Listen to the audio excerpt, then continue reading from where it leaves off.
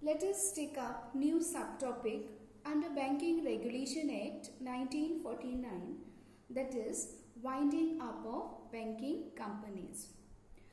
Winding meaning closure.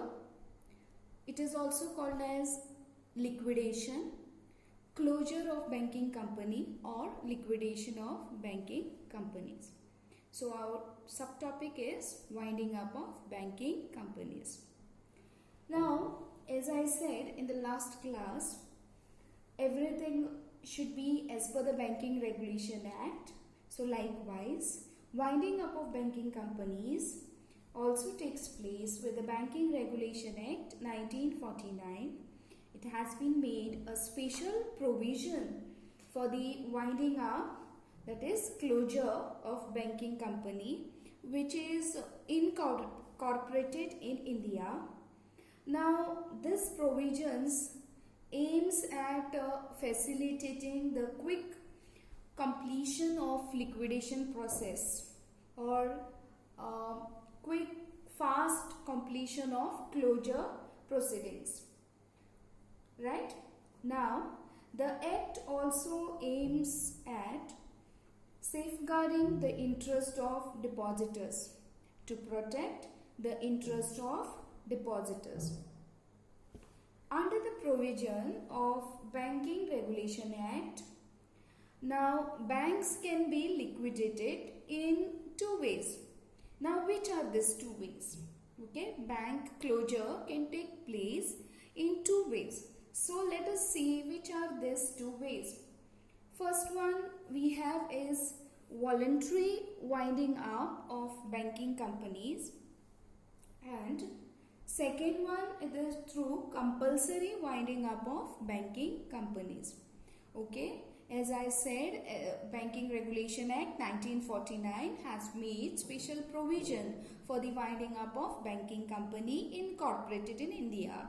Therefore, banks can be liquidated in two forms. I have already presented on the screen. That is, first one is voluntary winding up of banking company and second is compulsory winding up of banking companies. Now, what is this voluntary winding up of banking company? Voluntary meaning winding up take place by own wish, by own willingness. Okay, so here any banking company can voluntarily wind up its business.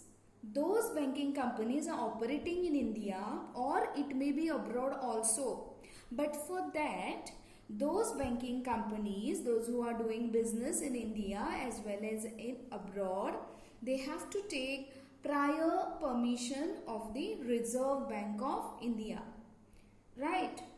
Then suppose if Reserve Bank of India gives the permission, okay, only after issuing that the banking company has sufficient fund to repay its debts in full, then only Reserve Bank of India will going to give permission for voluntary winding up of banking company. Right? A bank also can close down its business only after obtaining a certificate for winding up. Okay, it needs to obtain certificate of winding up. Okay, so voluntary winding up of banking company as per the willingness of the members, as per their own wish.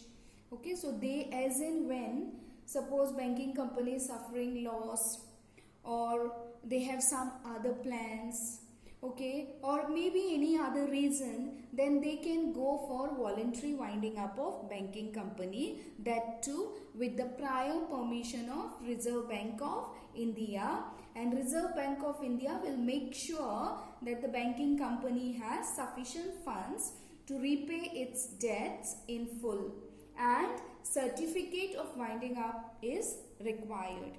So in that case, voluntary winding up of banking company can be successful. Now, moving on to the next, second one is compulsory winding up of banking company. Now, this is not as per one's own wish or willingness of the member, okay, those who are doing banking business. Compulsory winding up due to certain reason, it has to be wind up compulsory. Now we have to see which are those reasons, which are the conditions where banking company have to compulsory wind up or closure of banking business. Now compulsory winding up refers to the closure of banking company in accordance with the order passed by the High Court on the recommendation received from the Reserve Bank of India. Okay, order will going to pass by the High Court, but it is recommended by the Reserve Bank of India. Now, an order for the compulsory winding up of banking company may be passed only for the certain circumstances. Okay. Now, which are these circumstances? Let us see. For example, when the bank fails to comply with the capital and reserve requirement, okay, as I said in the last class, as provided under the Banking Regulation Act 1949 or as per directed by the Reserve Bank of India, right? Or another reason may be like the banking company has failed to follow the licensing provision.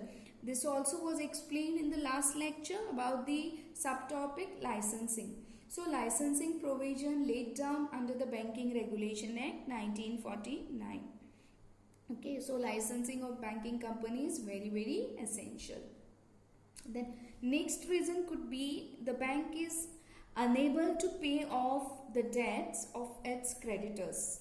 Okay, it's not able to pay the debts of its creditors. Then this can be the another case where compulsory winding up of banking company can take place. Now another reason may be the bank is prohibited from receiving fresh deposit from the public in accordance with an order passed by the central government. Okay, it means that the banking company cannot receive the fresh deposits, meaning the new account holder. Okay, they cannot have the new accountee, I can say, from the public. Okay, public account with order passed by the central government. Then when the Reserve Bank of India is of opinion that operation of banking company will harm the interest of depositors, okay, in that case also compulsory winding up of banking company takes place. So as I said, as per the Banking Regulation Act 1949, the banking company has a special provision for the winding up, okay, those banking company which are incorporated in India, and therefore the banks can be liquidated in two ways, very, very important. The first is a voluntary winding up of banking company, and second is compulsory winding up of banking companies.